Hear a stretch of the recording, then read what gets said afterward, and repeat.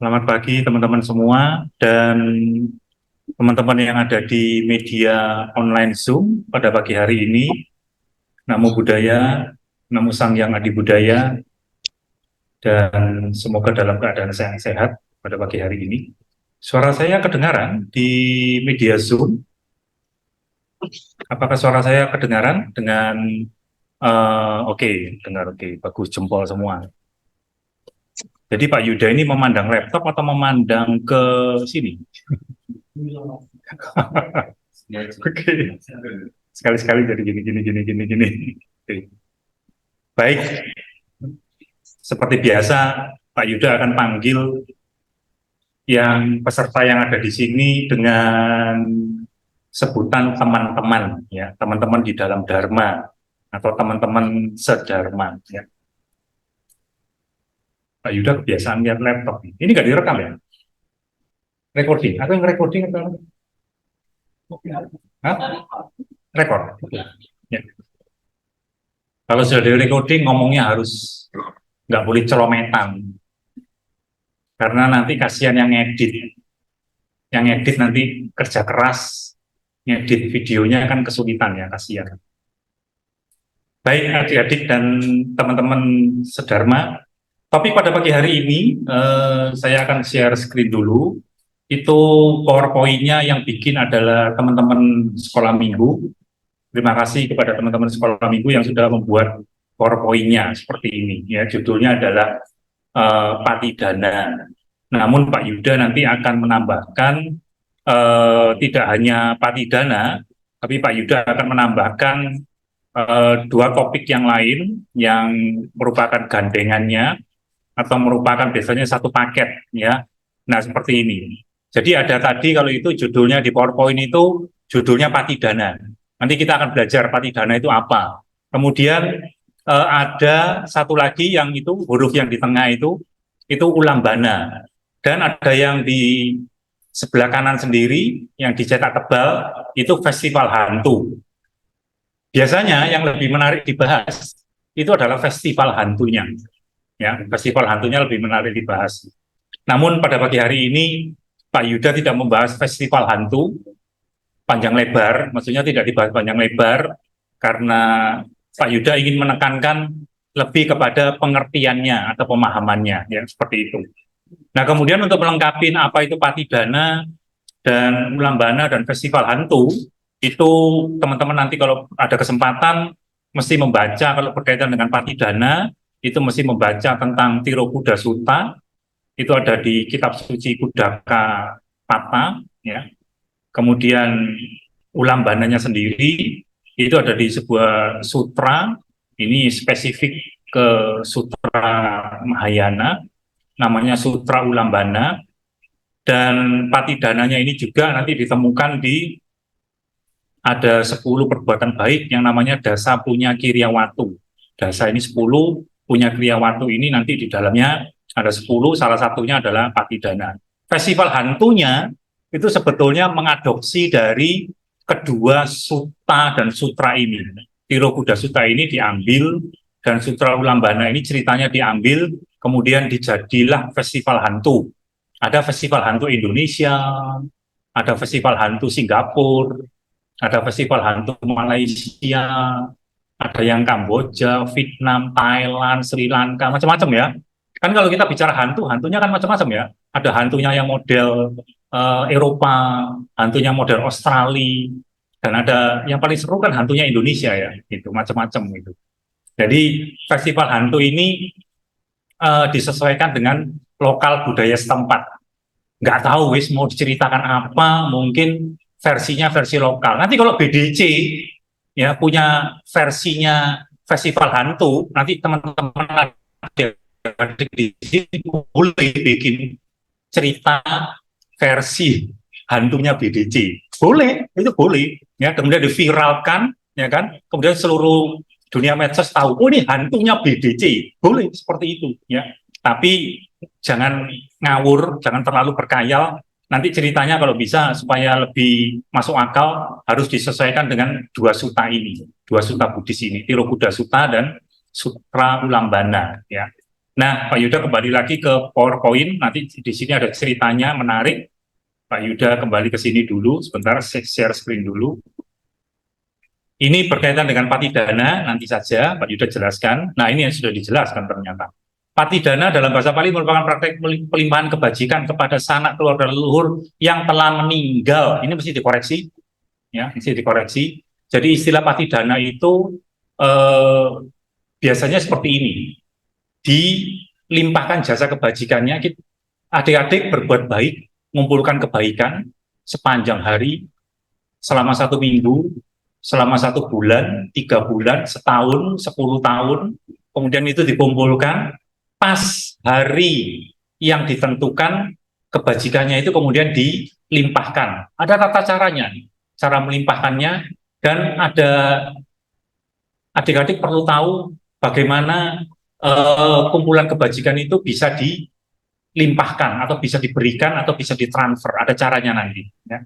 Nah, di sini yang kebetulan kata patidananya ini muncul terlebih dahulu di slide yang pertama. Pak Yuda perlu menjelaskan, melimpahkan jasa kebajikan ini kepada sanak keluarga leluhur yang telah meninggal. Biasanya begitu, ya, yang telah meninggal. Ini salah kaprah, karena salah kaprahnya apa?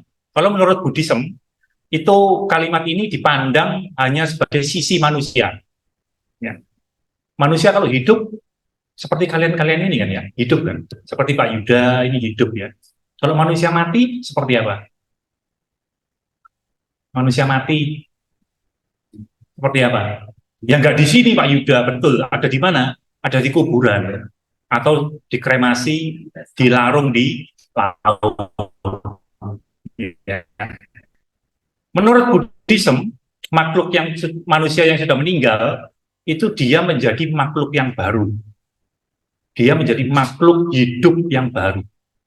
Ingat, menjadi makhluk hidup.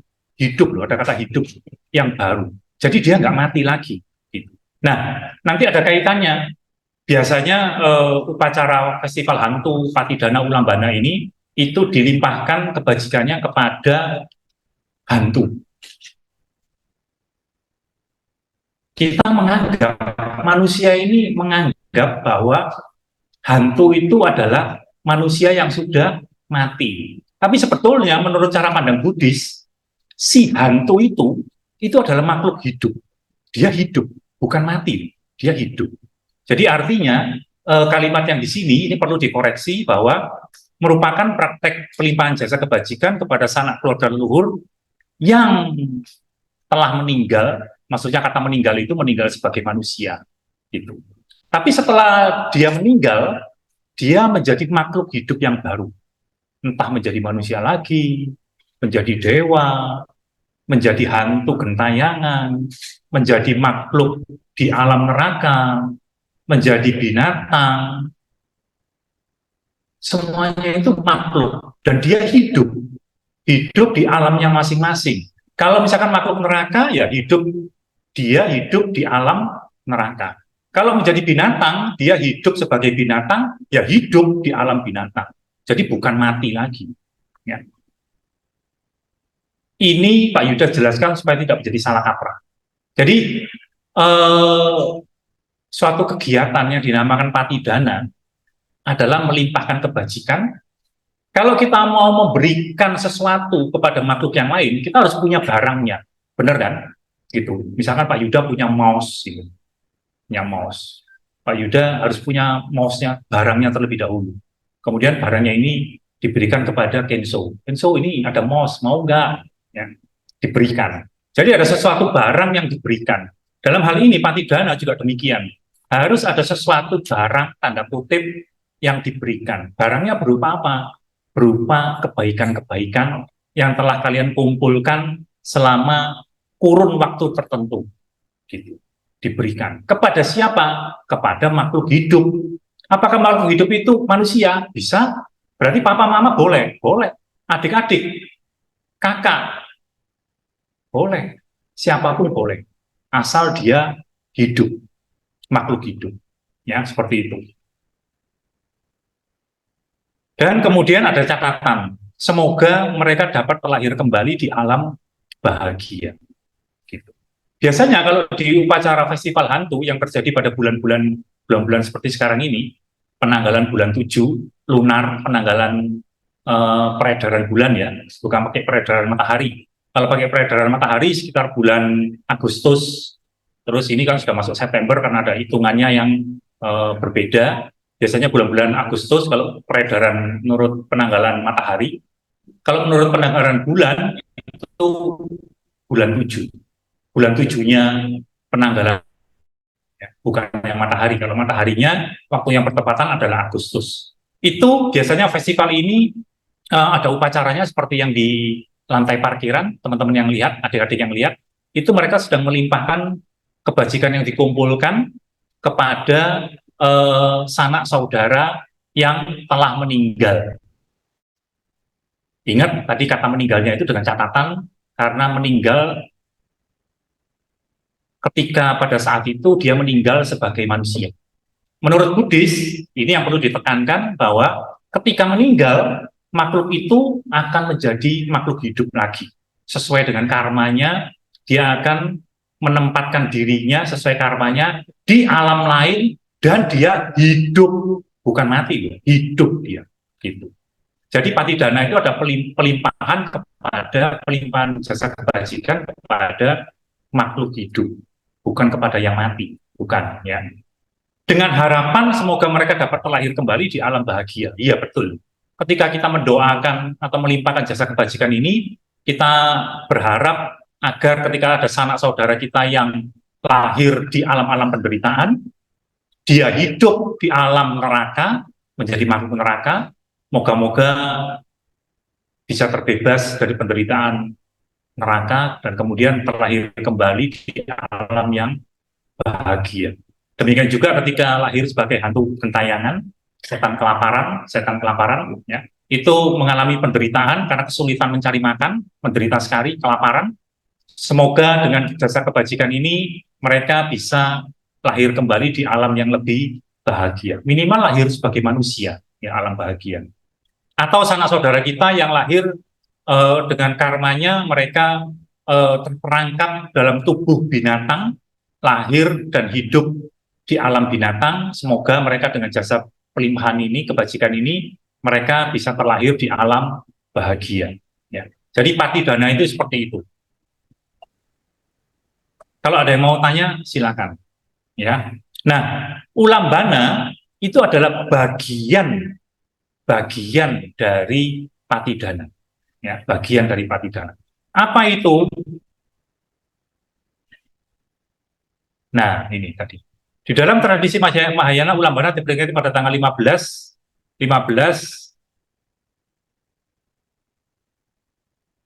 bulan ke-7 Imlek, ya, penanggalan bulan lunar.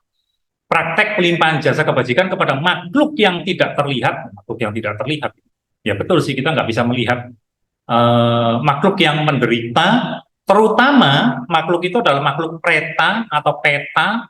Ini adalah makhluk, bahasa Indonesianya adalah setan kelaparan, ya, hantu gentayangan setan kelaparan. Dan mereka menderita, apa yang mereka mengalami penderitaan apa? Mereka mengalami penderitaan karena kesulitan untuk mencari makan. Ketika makanannya ditemukan, mereka tidak bisa memakannya karena lehernya menyempit. Begitu makanannya mau ditelan, lehernya menyempit sehingga makanannya tidak bisa masuk ke dalam tubuhnya, ya, langsung menyempit. Kemudian nanti ada cerita di Sutta Ulambana itu, ibunya Yang Mulia Bante Moggallana ketika diberikan makanan, persembahan makanan kepada ibunya, ketika makanannya mau dimasukkan ke mulut, makanannya berubah menjadi arang yang membara, panas, sehingga ya nggak bisa dimakan, gitu. Nah, menderitanya makhluk setan kelaparan itu seperti itu. Ya. Ada satu jenis makhluk peta atau kereta. Jadi makhluk setan kelaparan itu banyak. Nanti Pak Yuda tunjukin, ya, jumlahnya banyak. Cerita dulu yang ini deh. Share screen-nya tutup dulu. Ya, satu persatu dulu. Nanti kalau ada yang mau tanya silakan ya, langsung ya. Stop share screen dulu, ganti share screen-nya yang ini. Pak Yuda cari dulu, ya sebentar.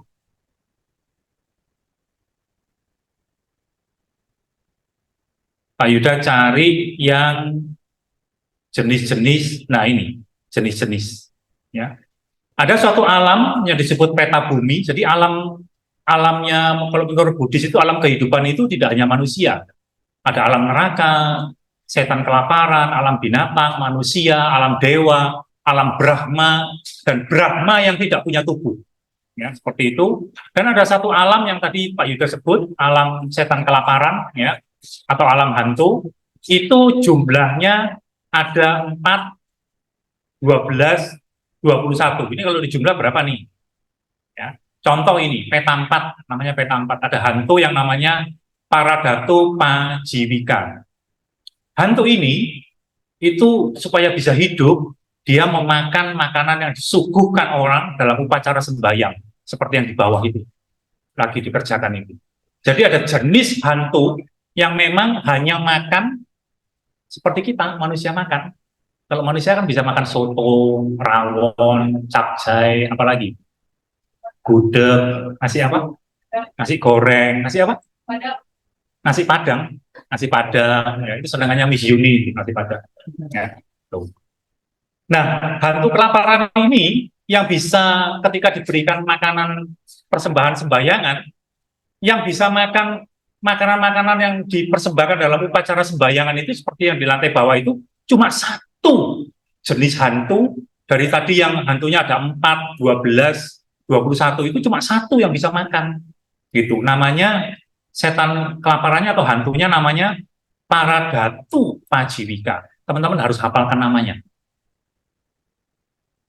Paradatu Pajiwika. Hanya hantu ini yang bisa makan makanan upacara sembayangan. Yang lain nggak bisa. Yang lain nggak bisa. Jadi contoh di sini ada peta hantu yang selalu lapar dan haus, tapi dia nggak bisa makan. Makanya dia menderita. Ya, ada hantu yang selalu kepanasan. Hantu yang kepanasan. Ada hantu yang jenis seperti asura. Ya. Kemudian ada hantu yang makan air ludah, dahak, dan muntah. Adik-adik kalau ludah sembarangan, kemudian ludahnya itu bagi hantu yang nomor satu itu, Fantasapeta, itu ludah dan dahaknya adik-adik ini yang kalau meludah sembarangan, kencing juga air kencing, kotoran manusia, itu bagi dia dianggap makanan lezat, makanan yang bergizi. Ya, makanya kalau adik-adik sering meludah sembarangan, hati-hati.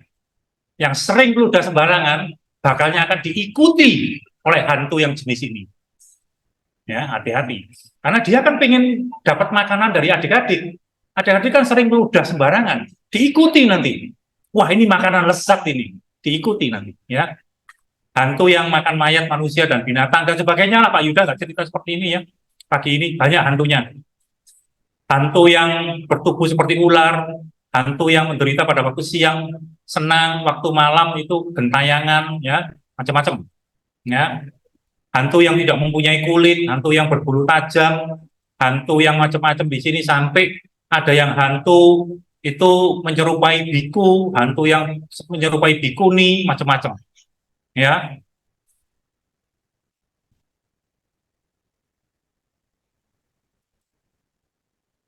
sama seperti manusia.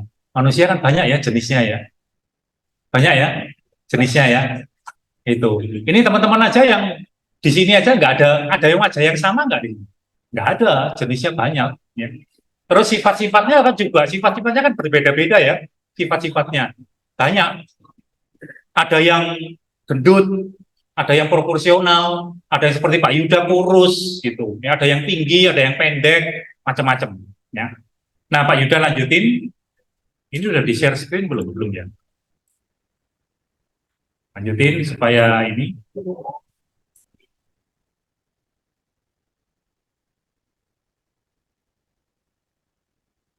Jadi Pak Yuda udah jelaskan tentang uh,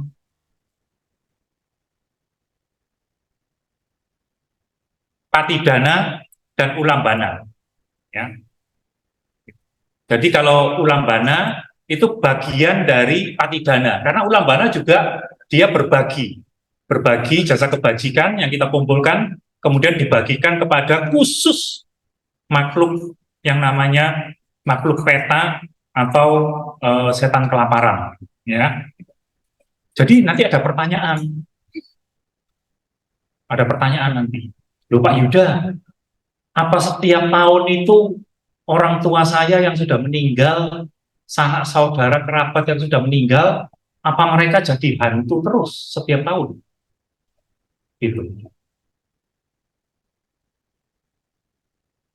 Mereka punya umurnya sendiri, seperti manusia juga. Manusia punya umurnya sendiri, dan setiap tahun ada ulang tahun, ada perayaan ulang tahun kan? Mereka juga punya perayaan ulang tahun. Jadi hantu gentayangan itu mereka ada umurnya. Gitu. Jadi sanak saudara kerabat kita yang lahir sesuai dengan karmanya, terjerumus ke dalam tubuh makhluk setan gentayangan, mereka meminta bantuan supaya mereka dapat makanan kepada kita sebagai manusia. Yang dicari siapa? Ya saudara-saudaranya, kerabatnya, gitu. Anak-anaknya dicariin, gitu. Hai anakku, ini mama, ini papa, mau makan, tolong dikasih. Dulu Pak Yuda sukanya rawon, mana rawonnya? Ya. Tapi ingat, makhluk peta atau makhluk pretanya itu kan banyak macam kan tadi kan. Yang bisa makan makanan persembahan yang kita persembahkan cuma ada satu jenis makhluk gitu. Apa namanya tadi? Namanya? Namanya apa tadi? Makhluknya? Ya, siapa yang mau ini volunteer? Namanya siapa? Brian apa namanya? Brian? Para para datu pajiwika. Ingat baik-baik. Ya, ingat baik. Ya. Ya. Nah, sekarang pertanyaan lanjutan. Lanjutan. Loh Pak Yuda, apakah kalau orang tua, sanak saudara, kerabat meninggal, apa mereka pasti jadi hantu gentayangan? Tidak. Kalau mereka memiliki himpunan karma baik, mereka bisa jadi manusia lagi. Mereka bisa lahir di alam dewa. Mereka bisa lahir di alam Brahma. Kalau mereka lahir di alam dewa, kan lebih berbahagia dari manusia. Kalau mereka lahir di alam Brahma, mereka punya kebajikan yang luar biasa, dan mereka tingkat kebahagiaannya lebih berbahagia daripada manusia. Mereka tidak butuh untuk disembayangi, ya, nggak butuh. Jadi upacara semacam ini, patidana dan ulambana, adik-adik dan teman-teman harus mengerti apa yang dikerjakan di upacara ini. Tentu kebetulan kalau sanak saudara kita lahir sebagai makhluk peta yang bernama Paradatu Pajiwika itu, kemudian dikasih persembahan rawon, dan kemudian memang dia suka rawon, dia bisa hidup dari persembahan makanan yang kita berikan. Tapi kalau enggak, dia nggak bisa. Persembahan-persembahan itu tidak bisa dimakan oleh makhluk setan gentayangan itu, karena jenisnya lain. Ya, seperti itu. Jadi, adik-adik kalau ditanya misalkan praktek patidana yang tadi, yang menyangkut melingkupi semua makhluk, dan jasa kebajikannya itu tidak hanya berupa makanan, tapi bisa berupa perbuatan baik apapun, ya jenisnya banyak. Dibanding upacara ulambana yang cuma hanya sekedar mempersembahkan makanan dan cuma bisa dilakukan pada bulan ketujuh, pertengahan bulan, tanggal 15 itu kan pertengahan bulan, kemudian hanya satu makhluk yang bisa menerima persembahan itu, mana yang lebih baik dilakukan? Apakah praktek patidana, apakah ulambana? Nah, boleh dijawab.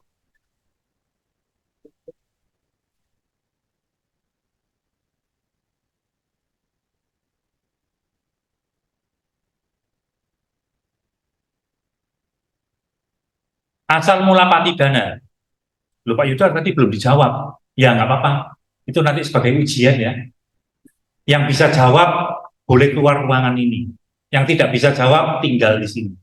Loh ya gitu kan, benar kan? Kalau guru kelas kan dulu juga gitu. Yang lulus ujian kan boleh meninggalkan ruangan.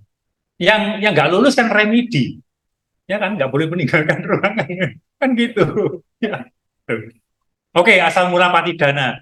Jadi sebetulnya asal mula Patidana ini kalau di tradisi Theravada, Patidana berawal dari contoh kisah Raja Bimbisara, ini ada diceritakan di Sutta ya. Ada diceritakan di Tirokuda Sutta. Jadi ceritanya seperti ini. Jadi awal mula praktek persembahan itu bermula dari Raja Bimbisara yang berdana makan kepada para Buddha dan siswanya, namun lupa melimpahkan jasa kepada sanak saudaranya yang terlahir di alam peta.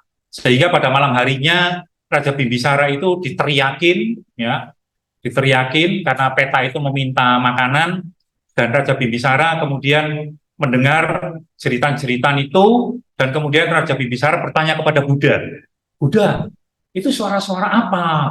Dan sang Buddha menjawab bahwa suara-suara itu adalah makhluk-makhluk setan kelaparan yang merupakan dulunya sanak saudara dari Raja Bimbisara. Kemudian sang Buddha mengajarkan caranya, bagaimana cara melimpahkan jasa kebajikan yang telah dikumpulkan oleh Raja Bimbisara, kemudian itu diberikan kepada makhluk-makhluk sanak saudaranya itu yang sekarang mereka berstatus sebagai setan kelaparan atau hantu gentayangan. Ya. Dan ketika diberikan jasa kebajikan itu telah diterima oleh mereka, hantu setan kelaparan itu, mereka berbahagia dan mereka menjadi senang.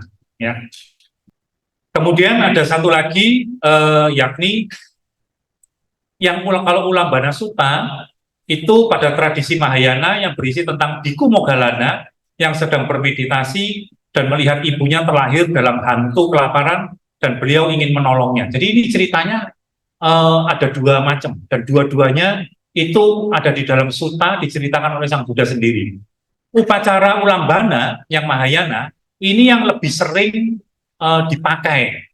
Seperti upacara-upacara di lantai satu itu lebih sering diadopsi, dan upacara ini dipakai di hampir semua negara yang memiliki cerita festival hantu. Versi Indonesia, versi Singapura, versi Malaysia, Kamboja, Vietnam, Sri Lanka, Thailand, ceritanya macam-macam, beraneka ragam, itu mereka mengambil dari Sutta Ulambana ini. Kemudian dimodifikasi sesuai dengan daerahnya masing-masing. Gitu. Jadi nanti teman-teman di Sekolah Minggu BDC boleh membuat suatu lomba membuat cerita festival hantu. Boleh itu, ya. Bikin cerita, nanti diviralkan, bikin cerita festival hantu, hantunya versinya BDC, SMBDC. Boleh, ya. Jadi kreatif nanti, gitu. Jadi ceritanya itu yang mulia Bhante Moggallana, ketika Bhante Moggallana kan terkenal dengan ini ya, kesaktiannya yang luar biasa. Ketika pada suatu saat Bhante Moggallana itu mendapatkan suatu kekuatan gaib yang terbaru, yang terkini, itu kemudian mencoba kekuatan gaibnya itu untuk masuk ke alam setan kelaparan, dan di sana dengan kekuatan gaibnya itu Bhante Moggallana menemukan ternyata ibunya di sana, di alam setan kelaparan, dan sangat menderita sekali. Kelaparan. Kemudian Bhante Moggallana dengan kekuatan gaibnya, kekuatan supranaturalnya, menciptakan dengan jentikan jari, menciptakan banyak makanan kesukaan ibunya dan dipersembahkan di alam itu, supaya ibunya bisa makan. Ternyata ketika ibunya mengambil makanan itu, ketika mau dimasukkan ke mulutnya, makanannya langsung berubah menjadi arang yang membara panas. Sehingga ya ibunya tidak berani memasukkan arang yang membara itu, karena itu bukan makanan lagi. Sehingga begitu ngambil makanan lagi, berubah menjadi arang lagi. Ngambil makanan lagi, berubah menjadi arang lagi.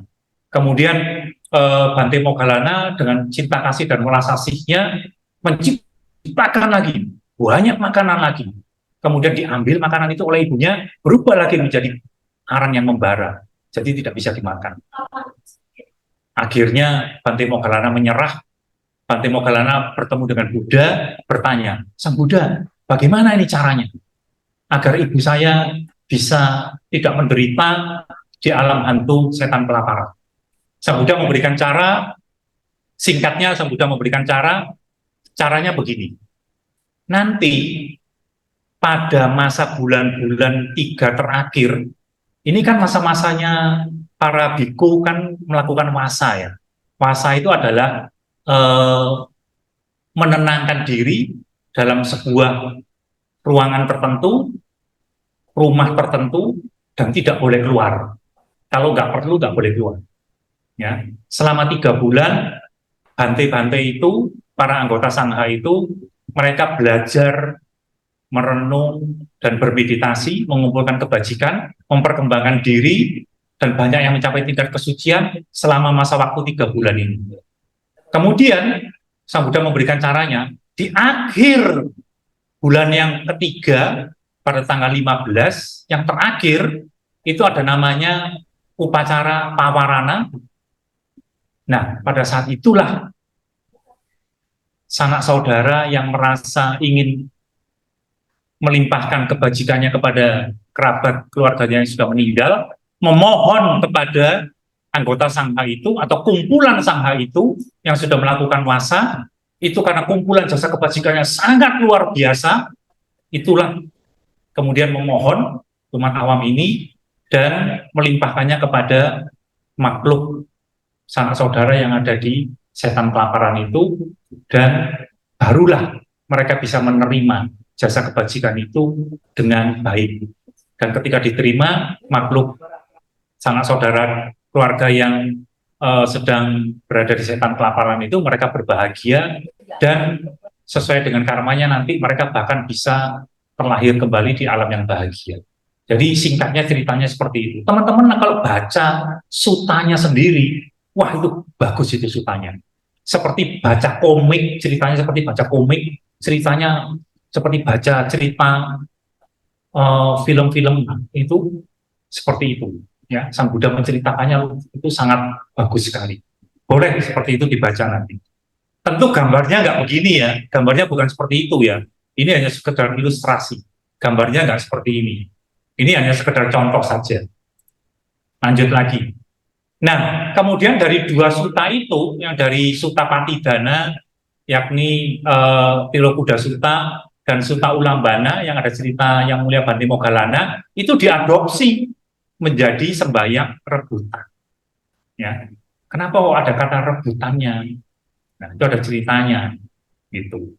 Karena yang dipersembahkan adalah makanan, banyak makanan dipersembahkan, kemudian yang menghadirinya adalah manusia, kemudian setelah upacara itu selesai, makanan itu kan dibagi-bagi ya. Dibagi-bagi kepada siapa? Dibagi-bagi kepada setan kelaparannya atau dibagi-bagi kepada manusianya? Dua-duanya. Dan makhluk setan kelaparan yang bisa memakan makanan persembahan itu namanya apa tadi? Namanya apa tadi? Namanya para gatu pajivika. Jangan lupa loh, kalian kalau lupa, kita sudah kasih toleransi, kalian akan ditagih, kalian ditagih dan diikuti. Gitu loh. Sama seperti ketika kalian meludah sembarangan, buang dahak sembarangan, kencing sembarangan, kalian akan diikuti oleh hantu. Belum keputusannya belum gimana? Hantu itu menganggap itu makanan lesat, dan kalian memberikan makanan lesat, makanya kalian diikuti. Ya. Nah, kembali lagi. Ini kan upacara makanannya banyak sekali. Dia kelonggaran kan, kalau misalnya nggak jualan. Sebetulnya yang rebutan siapa? Makhluk setan kelaparannya atau manusianya? Makanya dikatakan sembahyang rebutan. Rebutan apa sih sebetulnya? Makanan. Yang kelaparan sebetulnya siapa? Manusia. Jangan ditiru ya. Jangan ditiru ya. Berarti kalian manusia-manusia yang ikut rebutan itu bersaing dengan makhluk setan kelaparan, para datu pajivika, bersaing rebutan untuk memperebutkan makanan itu, gitu ya. Senang juga ya rebutan bersaing dengan makhluk para datu, para pajivika ya. Nah, itu asal mula sembahyang rebutan, ya, rebutan. Mengapa disebut sembahyang rebutan? Sudah tahu kan? Dan yang rebutan siapa? Manusia bersama makhluk setan kelaparan yang bernama para datu pahajirika. Betul. Ya, pinter-pinter sekarang. Setelah selesai sembahyang, semua persembahan makanan yang ada di atas meja sembahyang diperebutkan oleh semua orang yang hadir. Manusia ini yang rebutan. Ya, tapi makhluk setan kelaparannya yang para datu pajiwika itu juga ikut rebutan. Tapi mereka tidak bisa memakan materi dari makanan itu. Mereka cuma bisa makan dari asap atau bau-bauan dari makanan itu. Ya. Bagaimana cara melaksanakan patidana? Tadi sesuai dengan sutanya Bante Moggallana itu harus memakai bantuan anggota sangha. Lebih baik kalau anggota sanghanya itu melakukan wasa penuh 3 bulan, murni tetap 3 bulan, kumpulkan kebajikan anggota sanghanya itulah yang terbaik. Ya. Dan kita memohon kepada anggota sangha untuk melimpahkan jasa kebajikan itu kepada sanak saudara kita yang telah meninggal. Satu pertanyaan. Ini nanti pertanyaan ini akan menguji apakah adik-adik yang ada di Zoom ya, dan adik-adik yang hadir di ruangan. Judulnya kan pelaksanaan patidana. Ya. Kalau ditanyakan kapan patidana bisa dilaksanakan, apa harus bulan 7 tanggal 15? Betul, kapan saja. IQ-nya. Bagaimana pelaksanaannya? Oh, pelaksanaannya harus dipimpin oleh anggota sangha atau pandita. Betul. Tapi apakah kalau nggak ada anggota sangha bisa dilakukan sendiri? Bisa, ya bisa. Tapi kalau ada anggota sangha, difasilitasi oleh anggota sangha, itu tingkat keberhasilannya lebih tinggi. Betul. Ya. Pak Yuda ingin tanya lagi. Ini nanti membuktikan otaknya cerdas atau jongkok. Praktek patidana ini diberikan kepada siapa? Nggak ada loh, di sini nggak ada loh. Nggak ada contekannya. Yang jawab siapa saja, siapa angkat tangan. Yang jawab siapa saja, angkat tangan. Berapa orang? Hitung. Yang online juga yang jawab siapa saja. Tunjuk tangan. 6, 7 dengan Pak Yuda. Semuanya yang perempuan aja 8. Jasa di 8 orang. Yang menjawab sanak kerabat. Yang lain selain Osvaldo. Yang abstain, yang bukan manusia, yang bukan manusia. Oke, cerdas otaknya ya. Ya sudah, jawabannya siapa saja. Siapa saja, semua makhluk. Jawabannya patidana harus diberikan kepada semua makhluk hidup, ya, semua makhluk hidup. Itu contoh persembahannya yang di meja, ya, persis yang ada di bawah, seperti itu contohnya. Kemudian, apakah persembahan itu dimakan hantu kelaparan?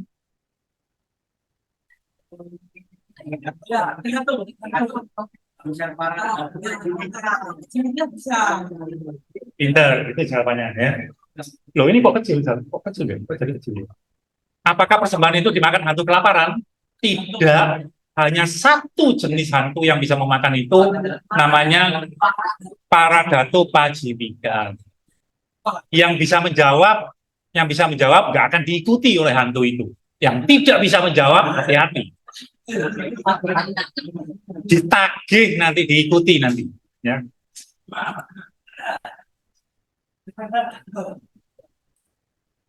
Bagi yang sudah sering belajar di sekolah minggu dengan baik, ada satu pertanyaan.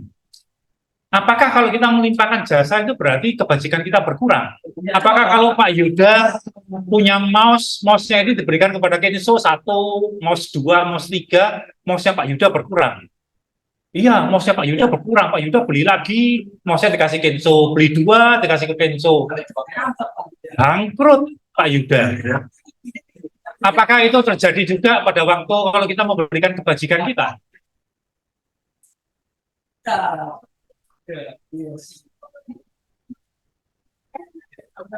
Ada jawabannya yang di bawahnya itu. Kalau kita melimpahkan jasa kebajikan, itu kebajikan kita nggak akan berkurang, tapi makin bertambah. Kok bisa? Kebaikan lagi, betul.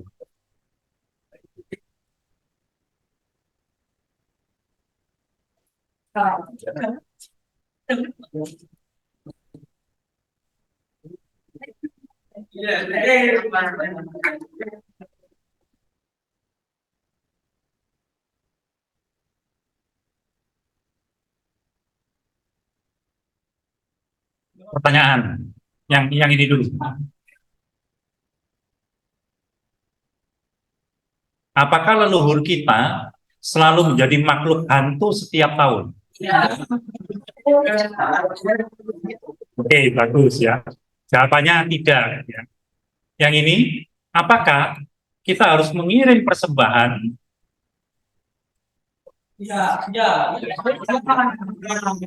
Apakah kita harus mengirim persembahan kepada mereka setiap tahun? Jawabannya kewajiban dan harus, betul. Tapi Pak Yuda tanya lagi, kalau memang kita harus ngirim setiap tahun, kepada siapa ngirimnya? Yang leluhur, angkat tangan. Yang leluhur, angkat tangan. Yang kepada semua makhluk, angkat tangan. Terus, opsi ketiga, yang mengirim kepada leluhur dan semua makhluk.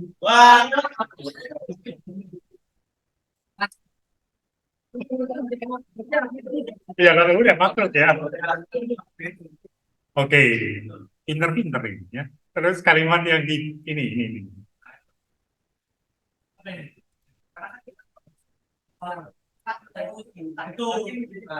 Salah kaprah bahwa kita manusia itu hidup menganggap leluhur yang sudah mati sebagai manusia menjadi hantu. Padahal hantu itu juga merupakan makhluk hidup dalam bentuk tampilan hantu di alamnya mereka. Ya, ini penting. Ini penting untuk diingat. Jadi dengan demikian, apakah ada yang dinamakan makhluk yang mati? Tidak ada. Di Buddhis semua makhluk itu hidup. Ya, tapi tampilannya, wujudnya berbeda-beda sesuai dengan karmanya. Apakah bisa mentransfer karma kepada mereka? Bisa.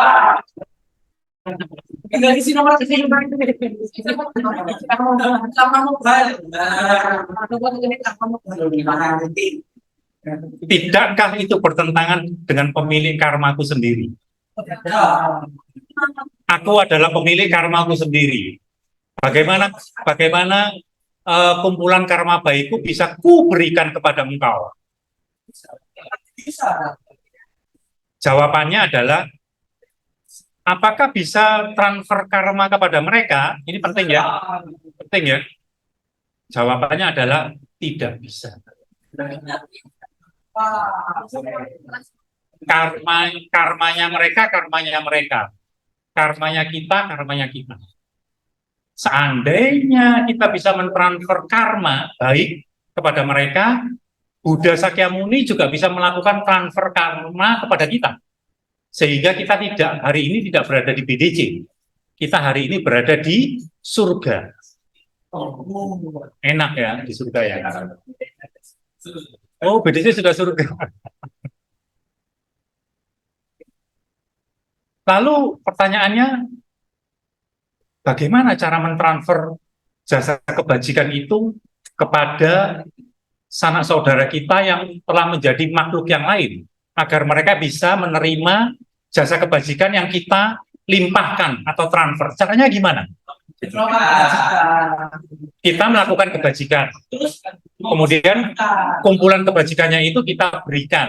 Ternyata tidak bisa diberikan kepada mereka, ya, tidak bisa.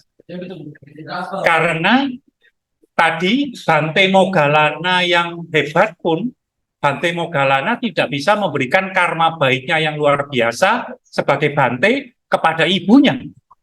Benar kan? Nggak bisa kan? Tapi ada caranya. Caranya gimana? Ingat nggak tadi caranya gimana? Betul. Butuh bantuan dari kumpulan anggota sangha yang berpuasa 3 bulan, itu idealnya seperti itu, meminta bantuan kepada mereka, memohon, nama-namanya ditulis, kemudian dibacakan, kemudian baru jasa kebajikan itu bisa diberikan kepada mereka. Tapi ingat, yang diberikan itu adalah bukan karma baik kita, bukan karma baik kita. Ya, contohnya begini, ada benda yang berharga, bayangkan benda yang berharga, apapun, boleh smartphone yang terbaru, boleh iPhone, boleh apa, Samsung Galaxy yang bisa dilipat itu, silakan, ya. Teman-teman bayangin, itu hadiah yang termahal dan bakalnya diberikan kepada teman-teman. Kalau tadi hadiah yang termahal itu kemudian betul-betul diterima oleh teman-teman, bagaimana perasaannya? Senang, ya, senang. Artinya apa? Makhluk yang akan menerima jasa kebajikan itu, dia harus bisa mengerti apa yang akan diberikan kepada dia. Kalau makhluk itu tidak mengerti apa yang akan diberikan, seperti tadi contohnya hadiah terindah yang akan diberikan kepada teman-teman, teman-teman nggak ngerti itu hadiahnya berupa apa, teman-teman nggak akan merasa bahagia. Ya, kalau teman-teman bisa merasa bahagia dan itu terjadi di makhluk hantu setan kelaparan, mereka itu langka loh. Langka itu artinya mereka itu jarang merasakan bahagia. Di sepanjang kehidupannya mereka itu menderita sekali. Jarang sekali mereka berbahagia.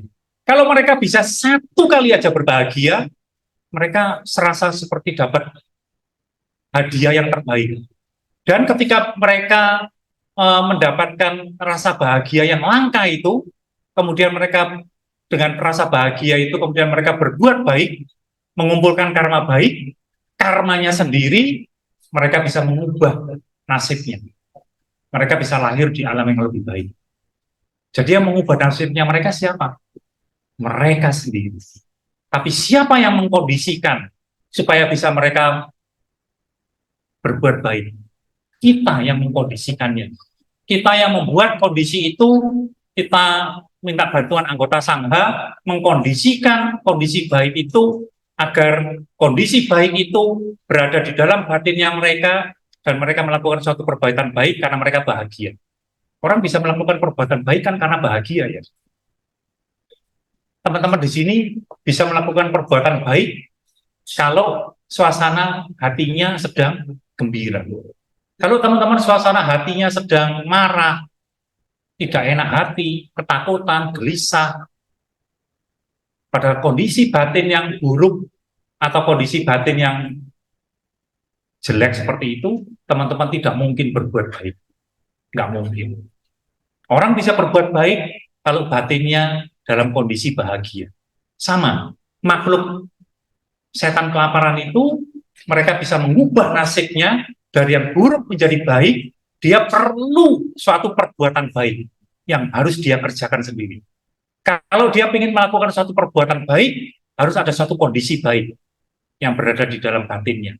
Baru perbuatan baik itu bisa mereka lakukan, dan itu mengubah nasibnya mereka, dan mereka mengubah nasibnya sesuai dengan karmanya mereka sendiri, bukan karmanya kita. Karma tidak bisa ditransfer.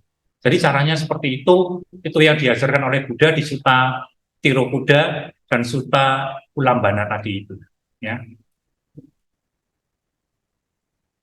Tapi teman-teman nggak perlu pusing dengan apa yang Pak Yuda ceritakan. Itu Pak Yuda bercerita Ada satu contoh, ya, ada satu contoh. Teman-teman kalau pernah nggak teman-teman ngirim sebuah barang, pernah nggak? Siapa yang pernah ngirim barang di sini? Ngirim barangnya kemana? Iya, ke meja guru. Yang nganterin siapa? Oh, kamu yang nganterin sendiri. Ya, nggak, maksud saya Pak Yuda ngirim dari Surabaya, kirim ke Jakarta, kirim ke kota Bandung, kirim ke luar negeri, misalkan. Ya, ya, Pak Yuda pengen cerita. Teman-teman ketika ngirim barang, yakin nggak barangnya sampai? Yakin. Ya. Ini seperti teman-teman di sini mentransfer jasa kebajikan tadi. Ini contoh yang bagus. Teman-teman seperti mengirim barang dan barangnya sampai di tempat tujuan. Teman-teman mengirim kumpulan karma baik itu, jasa kebajikan itu dikirim. Dan teman-teman nggak mau tahu bagaimana kantor pos bekerja, bagaimana ekspedisi itu bekerja, nggak mau tahu. Pokoknya taunya kirimannya, paketnya sampai dan diterima orang itu. Ini seperti Sang Buddha menjelaskan. Biarkan itu pekerjaannya para anggota Sangha dan para Buddha, itu biarkan seperti kantor pos bekerja, seperti kantor ekspedisi bekerja, mengirimkan paket barang itu dan nyampe ke tempat tujuan. Biarkan jasa kebajikan kita, serahkan kepada anggota Sangha, serahkan kepada para Buddha untuk bekerja, dan jasa kebajikan kita nyampe kepada sanak saudara yang kita inginkan. Dan mereka menerima jasa kebajikan kita. Seperti itu. Ya. Nah, selesai bahasanya Pak Nir.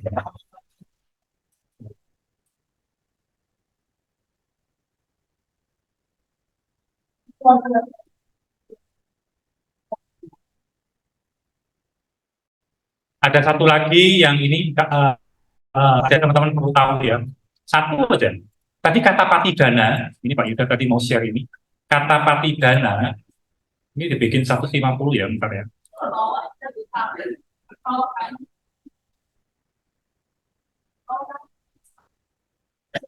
Ya, istilah patidana itu muncul di sini. Jadi ada bagaimana cara kita berbuat baik. Cara kita berbuat baik ada 10. Ingat ya, yang nggak lulus ujian nggak boleh keluar ruangan ya, tinggal. Perhatikan baik-baik. Yang nggak lulus ujian tinggal di situ. Yang bisa jawab keluar ruangan. Ya, benar loh Pak Yuda nggak main-main. Ada 10 cara kita bisa berbuat baik. Satu, berdana. Yang kedua, melaksanakan sila. Yang ketiga, memperkembangkan batin, bawana. Yang keempat, menghormati, menghargai orang lain. Yang kelima, vea waca, memberikan layanan kepada orang lain. Yang ke berapa ini? 1, 2, 3, 4, 5, 6. Ini adalah transfer yang tadi Pak Yuda cerita, patidana. Ya, bisa juga ikut bermudita cita atas kebajikan yang dilakukan oleh orang lain. Namanya papa numodana. Bisa mendengarkan ajaran. Mendengarkan ajaran. Pak Yuda tekankan sekali lagi. Itu mengumpulkan kebajikan. Jangan diremehkan. Hanya mendengarkan ajaran. Itu teman-teman sudah mengumpulkan kebajikan. Berbagi ajaran. Seperti Pak Yuda yang di depan sini. Dhamma Desa. Ya. Dan meluruskan pandangan sendiri sesuai ajaran Buddha di 7 kamar. Ada 10. Ada 10 perbuatan baik yang bisa dikerjakan oleh adik-adik yang ada di sini. Pak Yuda ingin tanya, adik-adik yang di sini dari 10 itu bisa mengerjakan berapa? Dari 10 itu berapa yang bisa dikerjakan saat ini? Nah, yang nggak jawab tinggal di ruangan. Jadi semua harus jawab.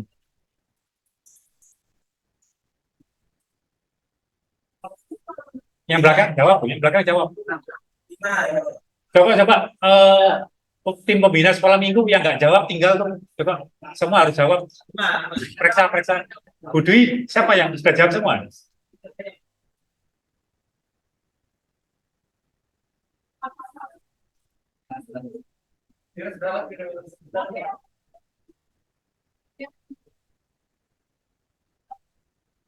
Jawabannya betul semua.